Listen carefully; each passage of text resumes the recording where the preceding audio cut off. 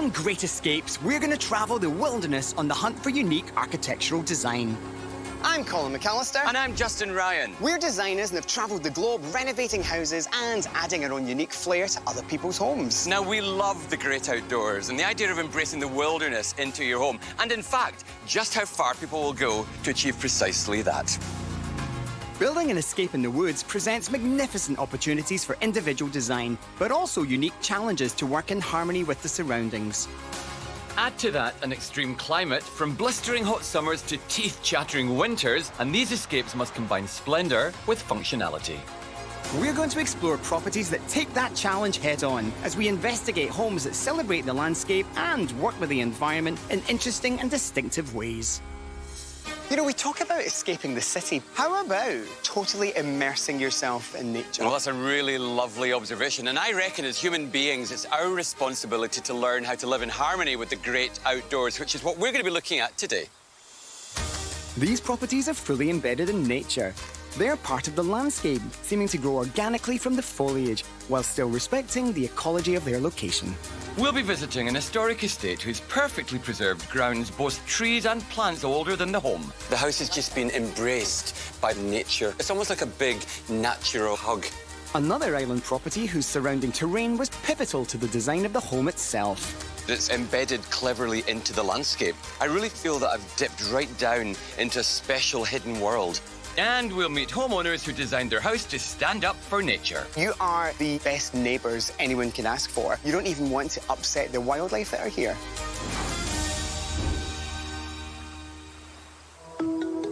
Oh, come on, let's be honest. Who wouldn't dream of wandering the meticulously maintained grounds of a century estate, especially one on its own private island? Complete with a 16,000 square foot, 14-bedroom manor. This is more than enough space for all of your friends and family. No, that sounds like heaven and earth, Colin, but for most people, it's got to be said, that would be little more than a fantasy. But for our first homeowners, they turned that dream into full-blown reality. 30 years ago, while boating on the river, Dr. Wallace Stonehouse fell in love with the stately home seemingly wrapped in the island. After a lengthy process, Wally purchased the property. He and his wife Patricia have refreshed the manor with a special focus on preserving the mature beauty of the grounds. The gardens invite you deeper inland, revealing stone foundations of a great house erupting from the ground. Built in 1903, the manor reclines into its environment as the surrounding trees shield it from the elements. The veranda is the vantage point from which to truly appreciate how the house is rooted into the island. Guys, so fantastic to meet you, and thank you for having us in this pocket of paradise. This place is unbelievable. There's something about this that feels so incredibly welcoming. How long have you had the property for? This is my 32nd year that we've been here, so it's been a good friend for a long period of time. You know, there are island houses out there, and then there are grand island houses. This is definitely grand. A house like this, you know, you become a custodian, not an owner. You're looking after it for future generations. That's a very good terminology, the idea of saying you're a custodian. The house has been here 116 years, and you try to make it as original as possible when you redo it. It's like fixing an old classic car. So you're a bit of a preservationist then. You've taken everything that was here before and made it relevant and useful now, and you've reworked the old flower beds, the pathways, all of those old links from one part of the property to the next. It's an incredibly beautiful house. The island is magnificent, and I love the way that it sits in nature. The planting is really natural. It enhances the whole experience. What's your favourite part of the house? Definitely the veranda. It's just so comfortable to sit there and relax, and you look out over the water. It's protected. We live on the veranda. May we go up and have a little wander? By all means. Certainly. Verandas, as we know them, are an architectural feature brought over from England to the New World in the 1600s. A refined way with which to enjoy the outdoors without being a slave to the harsh elements. Now they're a staple of domestic architecture worldwide. Days gone by, I'll tell you what, it's like walking through another time era. The gardens are so lovely and traditional, as is this incredible veranda. You must spend all your time in this spot. We do, especially in the corner over there, which we refer to as Wally's Corner. We sit there all the time. It's our happy hour place. We spend all our time outside dining.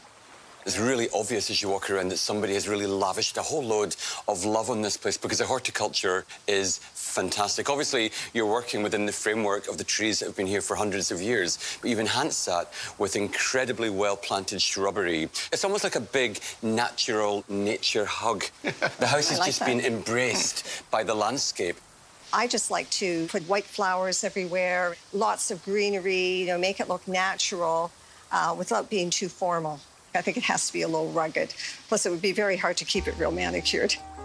The whole idea of building buildings that were summer only, that took advantage of shade, breeze, access to water, to create a cooler environment for people to enjoy, began in the 1880s. People wanted to enjoy the summer weather and not be caught in the urban environment. Well, I guess now we've seen your dream veranda. I'd love it if you show us what's going on inside this remarkable property. Be my pleasure. You can't have a home like this without all these beautiful details. What's it like living here in this space? It's wonderful. It's great because it's very spacious. It's just a joy to live Except we here. sometimes lose each other. Well, once in a while we use each other. This is a big house. What are we looking at here? Number of bedrooms, bathrooms? Well, the house is about 16,000 square feet, 5 stories. We have 14 bedrooms, 10 bathrooms. 14 bedrooms? Yeah. It's big. It's very big. For me, it's all about the detailing, that coffered ceiling. Nothing's flat, it's all layered. Those were the days when architectural confetti was the thing that brought the property alive. There's something wonderful to enjoy everywhere.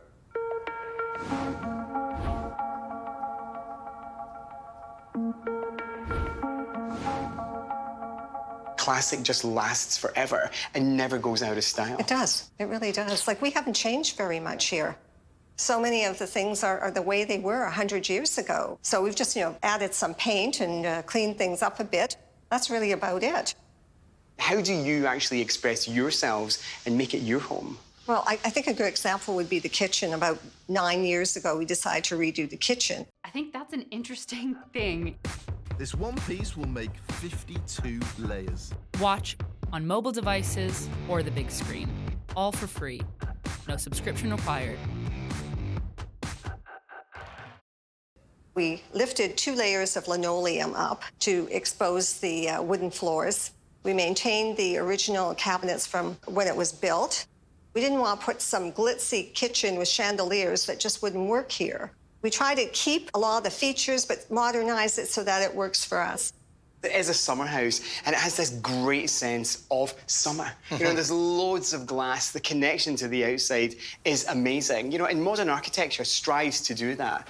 But it's nice to see that even back in the day, they managed to achieve that, and get a balance between something that feels incredibly ornate, but kind of recedes into the background and gives you the sense of being at one with nature. This house is going to mature as beautifully as the nature that surrounds it. We hope so.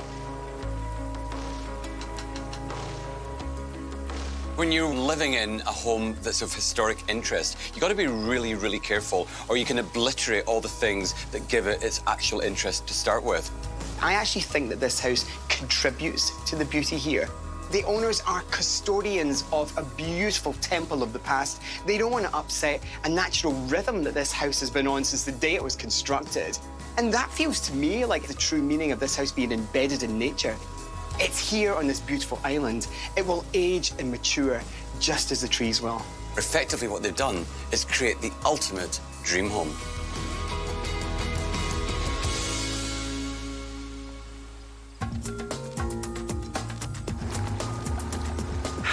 Justin, I really love traveling by boat. You get a true sense of escapism. And it's a great way to arrive against a beautiful backdrop such as this. The rolling hills, the hay bales, the wildflowers. It almost feels Scottish, almost familiar.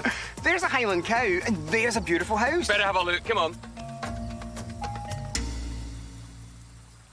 20 years ago, Kevin and Carol needed a little more nature in their lives, so they decided to build a waterside vacation home. A young, up-and-coming architect firm caught their eye, and together they designed and built an escape to highlight the pastoral plains upon which it sits. Well, it's an amazing place, Kevin. I love the location, but the house is just such an automatic visual draw for me. just seems to fit perfectly into the landscape. You know, there's that beautiful greenery above, and then you've got that incredible line of concrete. It's like your architect has just drawn a line through nature and set a rule. Yeah, it is quite impressive, and the building itself is quite relaxing to live in, but it's also quite spectacular to look at as well. It's a feat of engineering, but it's also embedded cleverly into the landscape because of the coloration and the fact that there's a living roof. I want to know about the practicalities of a living roof. What kind of upkeep does that take? It's not too bad at the moment. It needs weeding once or twice a year, but other than that, we don't go up there at all. I love that, you know, because this man-made structure suddenly becomes a living entity. It changes with nature, it changes with the seasons. Absolutely. There's also a real Japanese influence here as well, with the gravel and the pavers over there. All the water reflecting so beautifully against the glass. Even the raised second level of the house looks kind of like a soji screen. It is a little bit, yes. What Shim Sutcliffe does, I think, is very nice, is that they do clean, modern architecture with a lot of texture to it.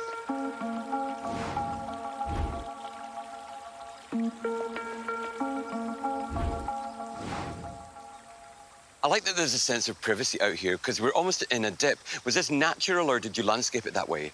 The house itself, that you can see, is cut into a wedge of the land, and the retaining wall there is holding back the upper side. But over and above that, the grass you can see is actually a berm that was created, and all this slight undulation here was landscaped and designed.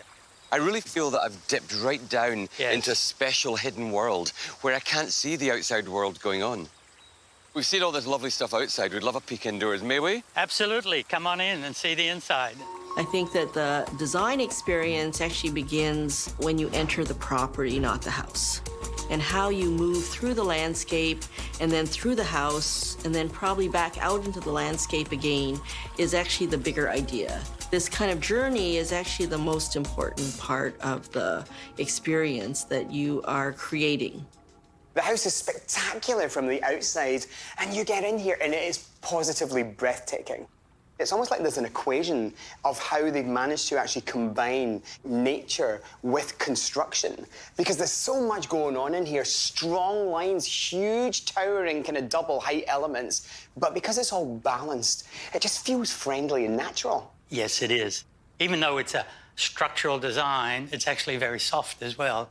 There is a real assemblage of different materials, different effects that all come together into a coherent package. I think there's a real honesty to a building like this as well, because oftentimes when people are building homes, they want to hide all the structural elements. Yet over here, I'm seeing that fantastic piece of steel. Across there as well, I'm seeing those two supporting posts. Yes. Many people would chicken away from that and cover them in, but they've embraced the fact that they're an integral part of this building and they've brought it into the party. Yes, I agree. Many years, relatively young age, I've wanted to build a house from scratch with an architect, but I've moved around with my career, and this has been the first real opportunity to do it from scratch. I can see, obviously, the living room, I can see the kitchen and the dining. What else lies beyond? So the living room is the centre of the house. The chimney is actually the pivotal centre. There's a bedroom wing down there, master bedroom down at the end, and we have a guest bedroom, but it's Carol's den now. On the lower level, we have 2 more bedrooms. OK, so in terms of total square footage, remind me? 1,300 on this floor and about 600 underneath. So it's not enormous, but it feels really spacious. What's your favourite aspect? I think my favourite spot is sitting in that chair over there and looking out through the windows. It's really quite beautiful. These windows, they're your artworks because they depict that fantastic view. That's true. I think the fact that there's a transparency everywhere, you're actually fooled into thinking that you're outside. This house blends with nature extremely well. And this room particularly has the water around 3 sides. You feel as if you're in nature inside. I think one of the things that some people would probably choke at is the raw concrete on the partition there, I think is great. It could snag your tights, though. Only in the mornings. In the mornings, exactly. only. The raw concrete is magnificent. The rough nature of it enhances that whole kind of like natural element with something that's man-made. Yeah. I think the buzzword here is connection. You found this spot, you became connected to it, and suddenly you have a building that totally delivers a connection to everything outside. You feel totally at one with nature and encouraged to interact with this fantastic outlook. It's a privilege for us to be here, so thank you. You know, it's truly magnificent, isn't it? You know, look at that house. Just splendid in this incredible rural environment. There's a real feast of finishes inside there, and while they're all very different, they all play very well as part of the overall picture. It's almost like the architects have designed everything around us, and that this house is the epicenter. Kevin and Carol were the clients here, but there were two sets of architects at work, Shim Sutcliffe and Mother Nature.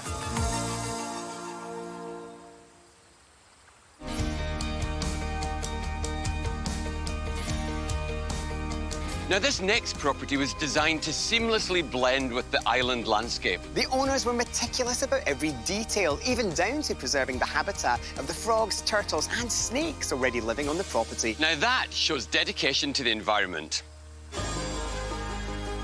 Peter Schneider and Richard Almonte had a vision to create a retreat from the city that acknowledged and respected the land upon which it stood. Their house was built to rest gently on the land to allow local critters to pass through unimpeded. This architectural feature is not dissimilar to the marsh houses of Thailand. Stilt houses actually have prehistoric roots. Some date back earlier than 10,000 BC. Many early settlers were on the shores of lakes, so raising the structures up protected them from flooding, made for easier fishing, and also provided security. Still seen in coastal regions around the globe, houses on stilts have practical benefits, but today they can even elevate the architectural dreams of nature lovers. Look at you two. You three. You're like a Bond villain. Lucy. Who's This is Lucy. She's a gorgeous girl. Guys, you've got an amazing cabin. Tell us a bit about the background. When we bought the land, it was vacant land, and we said to the architects we want something very simple, like a square with a triangle on top. I wanted it to not elicit too much curiosity. So when you drive by, it just looks like a large shed or barn or other white structure on the island. Sure. Now, standing here and watching the lines, I can see it slightly raised off the ground. Why have you got that extra elevation? Practically speaking, building a house on piers is an easy-ish way to build a house, but also it has the benefit of allowing the wildlife to go through. So we've got a turtle nesting area across the road. We've seen fox. We've got snakes that like to live under the deck out front. So we just want it to be friendly to the landscape. That's amazing. So literally you are the best neighbours anyone can ask for because you have a discrete building that blends into the environment. You don't even want to upset the wildlife that are here. No. We want to be friends with everyone. Which is a great way to look at it as well, because at the end of the day, you guys are living in their world, aren't you? Yeah, it's not the other way around. You know, it's just beautiful. It's so simple. But then you stand back, you know, and having the little cutouts and the kind of areas in there really makes a huge difference because suddenly you're aware of how sophisticated it actually is. There's a lot of complexity going on. Like we said, we want a covered porch. We want a large storage area, accessible from the outside, and no outbuildings. Nothing beyond that original shape. Do you know, it's the long lines that are so appealing. You know, you stand here and it seems like the building just goes on forever. You've got to know what you're doing, and you've got to plan every little detail of it to pull a project like this together. Well, and I think that to achieve the simplicity requires a lot of work up front. Yeah, sometimes and discipline. Less takes longer, doesn't it? We took our time also. I mean, what you see here didn't go up in 6 months. A lot of people want to spend as little time as possible on building. We had the opposite philosophy. We were like, let's build it over 2 to 3 years, and let's take our time, and let's make sure that we get it right. Yeah, and live in it a couple of seasons while it's being finished. So you can adapt things if you see fit during that build process. It's unusual to see the pale wood siding as well, because most people go for a darker wood in this day. The white paneling is like a lot of the buildings on the island, the old schoolhouses, but this is actually cement. All right. Because we didn't want low maintenance, we wanted no maintenance. Ah, clever. Okay, good. That's important, isn't it? You know, because you come here obviously to escape the city. Yes, very much. And the last so. thing you want is like a hobby farm of work. Exactly.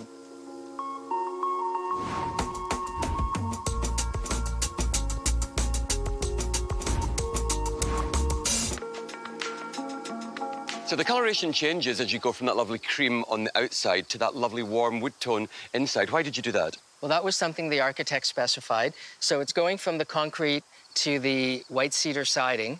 And what that is intending to do is to make the outside porch feel like a separate room so that you don't feel like you're outside and exposed. You actually just feel like you're sort of cuddled in this warm wood. I like that, a woody cuddle. Yeah, a woody cuddle. A woody cuddle. I'd love a little look inside if we can, boys. May we? Absolutely, Oh, let's cheers. go. This is just breathtaking. There's such serenity. It feels like a church. The height and the lines that go about 55 feet, I think those are the two qualities that create that serenity. What was the idea behind the design in here? Well, we had sent the architect photos of old schools on the island, and then these turnbuckles up in the ceiling also reminded me of what you see when you look at old churches in Europe. Without a lot of internal pillars, they keep it rigid when the strong winds blow out here in the fall. So I'm seeing kitchen, dining, living room. What else lies beyond? What other rooms do you have? We have a master bedroom on this level with an ensuite. And up the stairs, we have a second bedroom for guests, as well as an office/TV room. In terms of total square footage? 1,300, roughly. Okay. Yeah. It had to be very economical because there isn't space to stretch, but the architects got all of the nuances in that we wanted. It's very easy to overplay a property, particularly a modern build, and end up with too much going on. But I mean this in the best possible way. There's a Spartanness to this, and I really like that. You haven't overplayed it.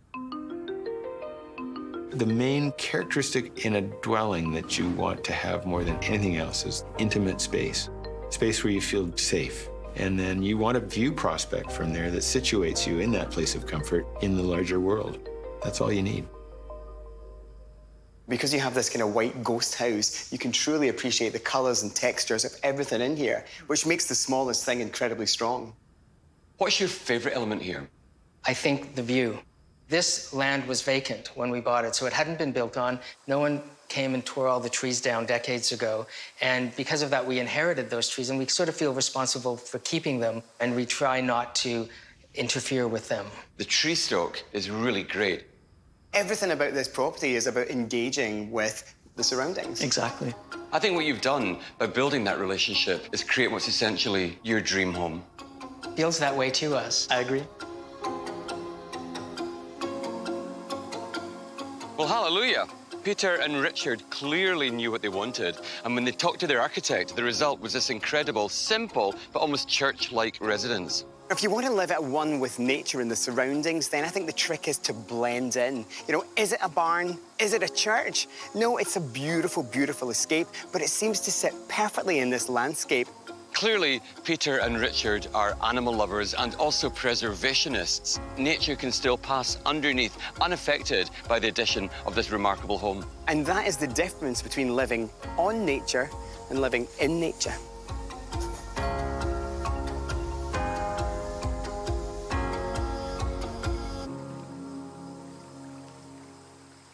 So 3 wonderfully different vacation escapes. However, they all shared an element in common: wonderful connection to nature. We visited Pat and Wally in their House of the Seven Gables, perfectly set in nature. It really was the classic case of if it ain't broke, don't fix it. They are custodians of a classic piece of architecture, restoring it and saving it for future generations. Second up, the wonderful Kevin and his modern fusion home. I love that mix of Australian, Japanese and modern mid-century architecture. From landscaping onwards, everything about that property worked incredibly well. Finally, we visited Peter and Richard in their cabin in nature. It seems to float above the landscape. It's been positioned in place to actually encourage wildlife. It truly is an incredible experience. So 3 very different vacation respites. However, they all share one thing in common. Oh yes, they're all great escapes.